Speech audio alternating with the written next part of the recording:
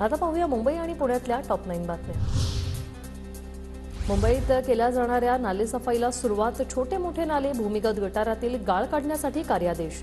यावर्षी एकूण 10,21,781.92 metric ton गाळ काढण्याचे आदेश। मुंबईहून कर्जतला जाण्यासाठी आणखी एक रेल्वे मार्ग तयार होणार। येत्या काही वर्षात हार्बर मार्गावरील सीएसएमटी वरून पनवेल मार्गे कर्जत गाठणे आता शक्य होणार।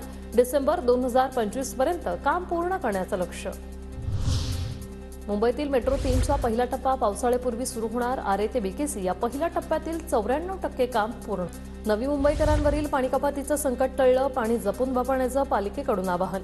नवी मुंबईकरांची तहान भागवणाऱ्या मोरवे धरणात सद्यस्थितीत 52.42% पाणीसाठा शिल्लक। पुण्यातील खडकवासला धरणातील पाणीसाठ्यात मोठी घट। उन्हाळ्याचं पाणी वाटपाचं नियोजन करण्यासाठी महापालिका आयुक्तांनी घेतली बैठक। पिण्याच्या पाण्याचा गैरवापर केल्यास बांधकाम बंद ठेवावं लागेल। महापालिका आयुक्तांचा सज्जड दम। पुण्यातील श्रीमंत दगडूशेठ हलवाई गणपती ट्रस्टचा पुण्यातील गरीब रुग्णांना मदतीचा हात। या वर्षात जवळपास 41,000 रुग्णांना मदतीचा हात।